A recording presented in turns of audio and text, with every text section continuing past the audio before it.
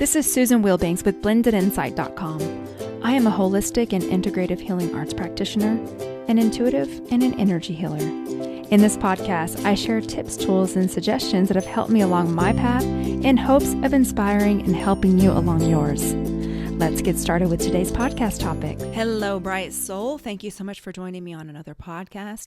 I always record these ahead of time, and let me tell you, we had that massive snowstorm here in Colorado. Got at least 2 feet, probably more, here where I live. Apparently, one of the weathermen said it was our biggest storm in over 20 years in the area that I live. Well, in lots of places in Colorado, but my particular city got hit really hard. And shoveling that snow, whew, let me tell you, I am so glad I'm in such great shape because that was a doozy to shovel. My snowblower won't handle it. It would not handle it because it was just too much snow. It was up to my knees. Too much snow. It was too heavy. And I was actually doing it in sections. So as the snow would fall, I would go out there and try to move it because I knew the heavier, the more snow it got. And it was wet snow too, mixed with rain. So I knew it was going to be hard to get big depths of it. So anyway, I got 3/4 of it done and I was done. I was done. I came inside and I did arms that day too. Why did I do that? I was just following my regular gym routine. So I came inside and I'm like, yep, can't do it. I'm responsible for the sidewalk down to the mailbox. I got halfway through it. I said, you know what? My daughter, she's young, she's 20. I'm going to have her go out there and finish it. And mind you, I did 3/4 of it.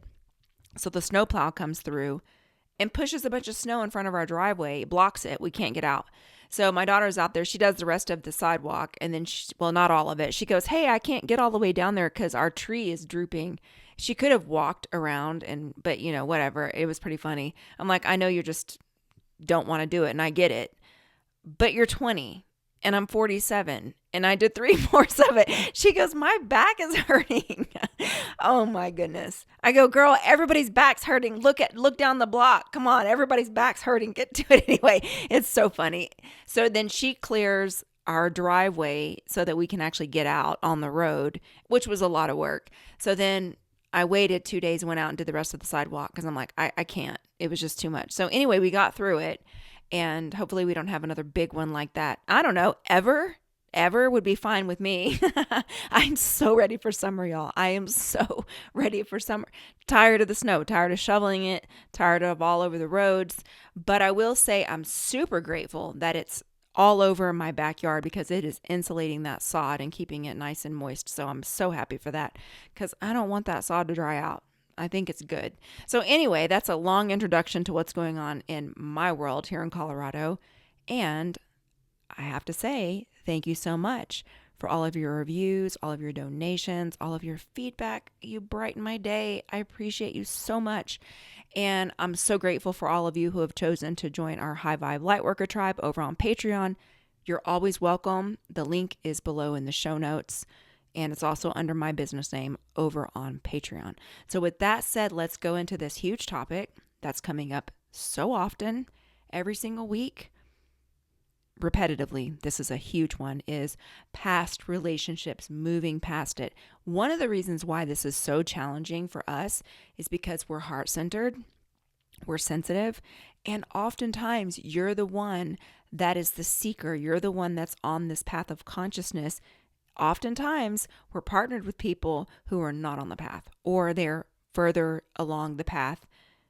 They're not as far along as you. So I was going to say they're down the path, but that's not right. They're on a different leg of the journey. So you may be on step 20 and they're on step 2, and it's difficult to meet in the middle.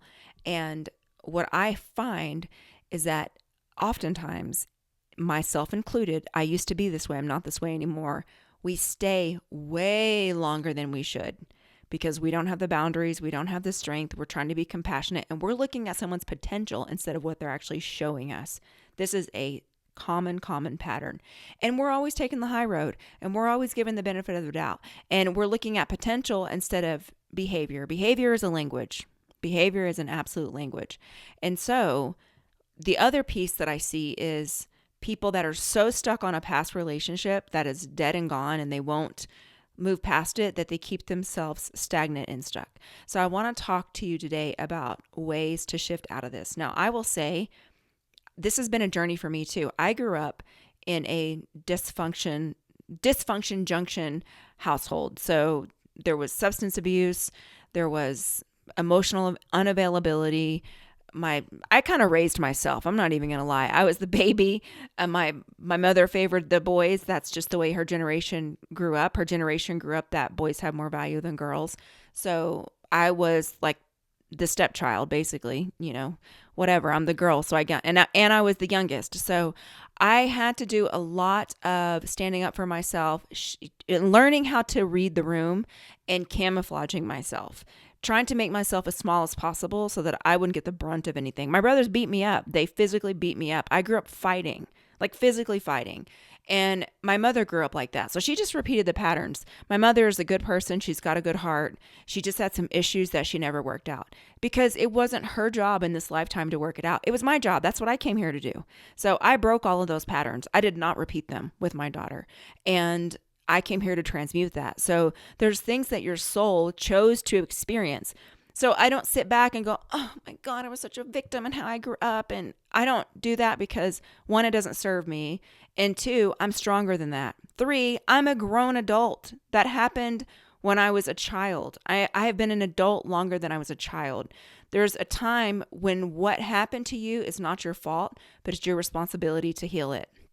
The other piece of that is we all chose certain circumstances to birth sides of ourselves that won't be birthed otherwise. So when you grow up in environments like that, where your emotional regulation is off, your nervous system is dysregulated, oftentimes the wounding attracts partners who recreate that wounding. So I know I've shared in previous podcasts that I had went to a training that Sandra Ray hosted. I don't know if she does them anymore. She wrote a book called The Only Diet There Is. I know she's written other books, but she does breath work. She's the first person I did breath work with.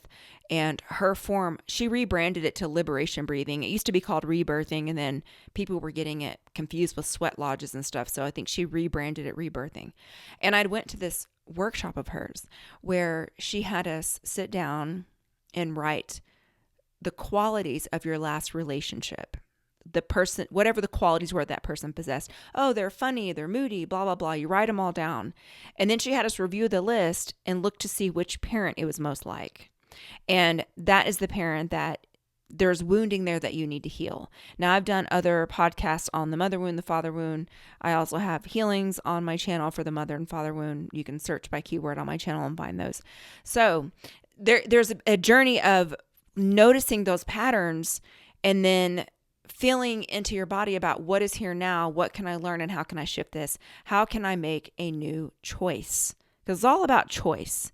And everything that happens to you, first it happens to you. That's the first thing. But it's how you respond to it and the story you tell yourself about it. So if you tell yourself, I always have this happening, I'm the victim, oh my God, this person did this, then you're going to stay powerless. Because if you're telling yourself a victim story, you'll never have your power. So because you're a victim. So how can a victim have power? So in order to reclaim your power and to stop these patterns, you have to tell yourself a new story, notice the patterns, become conscious of it, and then make different choices. One of the biggest things that I see in this community and within myself is creating boundaries. There are so many boundary courses out there. I like Terry Cole. She's a psychologist. I like her boundary scripts that she does. And I think she's got a book called Boundary Badass. I think that's the name of it. I'm not sure. But her name is Terry Cole, and you could search that if you're looking for scripts. Another person that does really good boundary work is Nancy Levin. A long time ago, I haven't followed her recently, but a long time ago, she was doing lots of boundary scripts and things to help you with boundaries, which I found really helpful. And the other piece of this is, listen, there is not a single person in my past, romantic or friendship otherwise, that I would say yes to today. Not a single one. There is not a single relationship. If I met the person today that I would say yes to, sign me up. Not a single one. I don't have any regrets. Those people are not meant to be in my life today. And they're not attractive to me today. Why? Because I'm a different person. And when you're on an accelerated path, you outgrow people who don't grow. Now, I'm not saying they don't grow at all, but we're not at the same rate of growth. And I'm not going to slow myself down to match someone who doesn't want to grow at my pace. And so I can say for me personally, the reason that I outgrow people is because I'm on this path and I'm growing. Also, in every single relationship, there was something there for me to learn, and I learned it. And if I didn't learn it in that relationship, whoops, here it comes. It's in a new relationship with a different person, but it's the same theme because the soul will continue to feed you things that help you to get that lesson. Another thing that happens is when you think you've got the lesson, it sneaks up on you to see if you're going to handle it differently. So I feel like those are all tests. They're tests to see, are you ready for more? I've worked with people over the years that get angry about the tests because they feel like the universe is messing with them, which is the complete wrong idea. You've got to be ready and solid to receive more. I can liken this to weightlifting routines. So my coach builds me a routine that lasts every 3 months. Every 3 months it changes. One of the things I've noticed over this period of working with him over a year now is he'll throw in new exercises that challenge my muscles in new ways. And we have a different routine every week, so it rotates. And so I'll get these moves down and I'll feel really good. And then when month 4 comes, he'll throw in a routine that I did maybe in the very beginning. And it's almost like it's trying to see, can my muscles still handle this? And it is a progressive overload. It's a gradual increase. And so I'm not expecting for us to go back to an old routine because I've moved on, but it's like making sure the foundation is there before we add more. And life is the same way. It's the same way in relationships. It's the same way when you are, even in friendships. I mean, this applies to everything. When you are trying to take on more, it's the same way even at work. In careers that you're learning things like, okay, so if you do something every single day, you get used to it, you master it. But then if you're not doing something that is a perishable skill where you've got to use it or you lose it, every once in a while, you've got to brush yourself up on that perishable skill to make sure your blind spots are covered, to make sure that you're ready, that you're vigilant, that your vibration can hold. Because a lot of times you can meet someone when you're in an elevated state, but there's something there where the vibration dips. So this has happened to me. I'm in a good place. That person is a good place. When life happens, see, it's good to see when life happens, you want to see how people respond. When life happens, is the tendency to lower down to the baseline level, or is the tendency to maybe lower down a little bit and rise yourself back up? Some people can't hold a elevated state unless life is perfect all the time. And so sometimes you meet someone, you're both in an elevated state, and then life happens, that person's vibration dips, or yours, because we're never in the same exact vibration all the time. It varies, it fluctuates because life happens. But it's how quickly do you course correct? How quickly do you get back to your dominant vibration where you hold it most of the time? So what I see is, instead of looking at the lessons and looking at, what did I learn from this? How did I become better? What can I take away? What can I do better in the future? The disempowering thing is looking back, and sometimes it's beating yourself up. Oh, I didn't handle this right. Or listen, you can't say the wrong thing to the right person. What is meant for you will not pass you by. Who is meant for you will be magnetically drawn back to you, but it will feel good for both of you. It will lighten you, not make you heavier. So the other piece is trying to change others. Oh, if only they would do energy healing. Let me book a private session for this partner of mine who doesn't want it, who's dragging their feet. It doesn't work. It does not work, because this path is an internal calling. It is not something that can be forced upon you. It just doesn't work. It's got to be something that they want.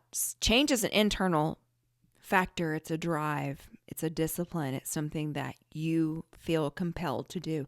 No one can do that for you. So that's one of the pieces. I know there's a lot to this, and I apologize that I'm all over the place. There's so many things to say about this. So here's the other piece. Wanting an apology from someone. I get this a lot. I get a lot of inquiries about this, that someone was a victim of narcissistic abuse. Okay, I understand. And I feel like narcissism overall is a completely overused term. Now everyone's a narcissist, and I don't think that's true. There are diagnosed narcissists, and some people have narcissistic qualities. It's the new catch term where everybody wants to call everybody a narcissist. Doesn't matter. The bottom line is you can never get somebody to meet themselves in a way that they're not ready to do it. So the reason that it hurts you is because you're heart-centered, you're open, and you've done a level of work where you can see things. That person isn't where you are. So you're expecting a level of availability and consciousness from someone who doesn't possess those skills. They are either they're unwilling or they're unable to meet you there. So trying to get something from someone, it's like trying to bleed a turnip. You can't do it. You're trying to get someone to give you something that they're not even going to give themselves. And they can't do it. And so you keep going to the same spot wanting something that you're never going to get. And I know it's frustrating and I know it's hurtful, but the bottom line is, what's the definition of insanity? Doing the same thing over and over and expecting a different result. Not going to happen. So there is this book, and I got it years ago. I heard Cheryl Richardson recommend it as one of her books that she recommends for breakups, and it's called Coming Apart.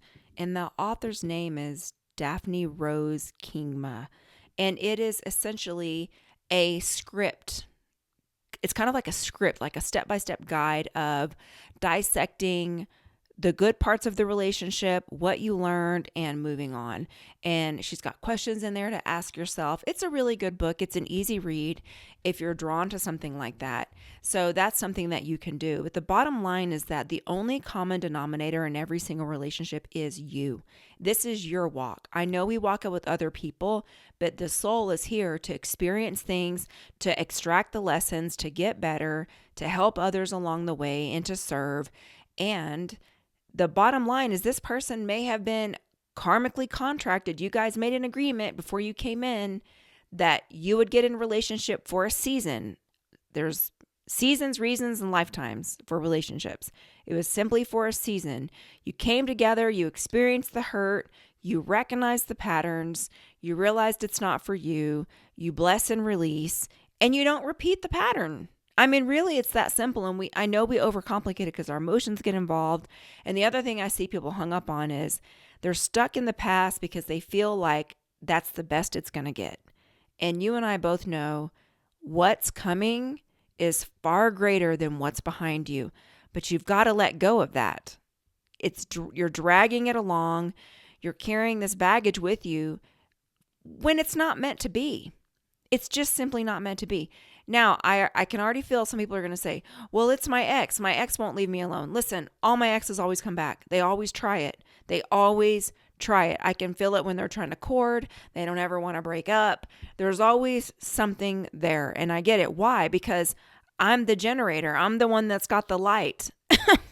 I'm the one doing the work. I'm the one bringing the energy. They're not bringing the energy because they're not on the path. So there's an element of my presence that's feeding them. And whenever I'm gone and I'm cut off, it's like, hey, wait a minute. That was my source, instead of going and doing the work and getting the source themselves. These were past relationships.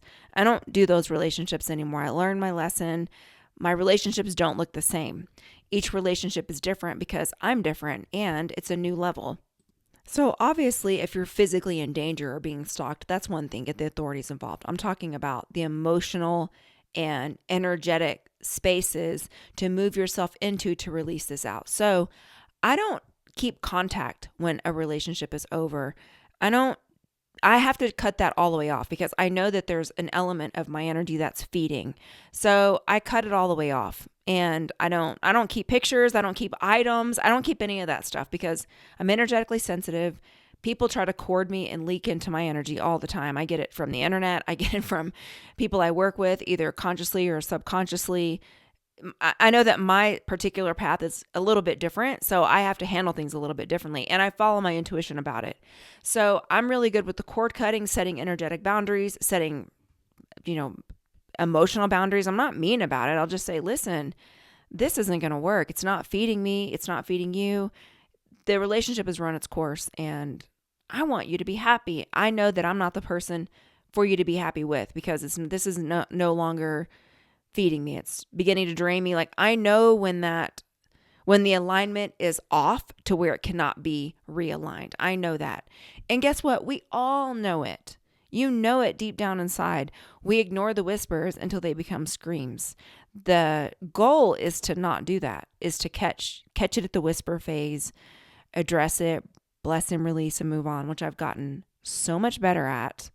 And again, I'm not perfect, but I will say I'm so proud of myself where I am today. And my life is so much better for releasing all of the relationships out of my life that were not meant to be. There is zero regrets. I get better and better each and every time.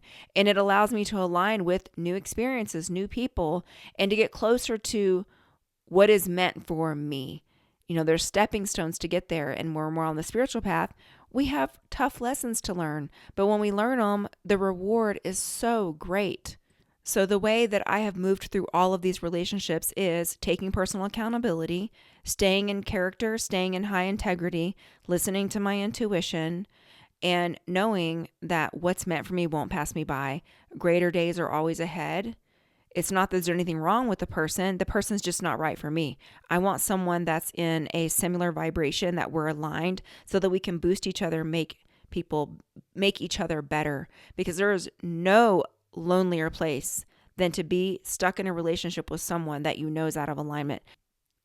I have compassion. I've been there when I was in a marriage where I felt like a caged bird. We were so out of alignment, and I was with someone that was emotionally unsafe, constantly up and down in their emotions, no emotional regulation. And for me, you know, I'm an Aquarian anyway, so I lead with logic, but I'm also doing character development. So for me, it's like, okay, I don't have those up and downs with emotion. So trying to navigate a landmine of someone who is constantly up and down and, you know, oh my Lord, it was so utterly exhausting. And I have compassion because I know where that is. But when I began to address it and set boundaries, this is when it came off the rails. I've talked about it, and it was supposed to come off the rails. In fact, if I had have just asserted those boundaries in the very beginning, it would have came off the rails instantly, and I could have saved myself 5 years. But again, we learn the hard way, and that lesson sticks with me because it was so painful, and it was so exhausting, and my health took a hit. I couldn't keep weight off. I was so puffy because the energy was so inflammatory all the time. So I'm telling you that to tell you, I know, I have been there. Same is true for some one-sided friendships that I had in my life.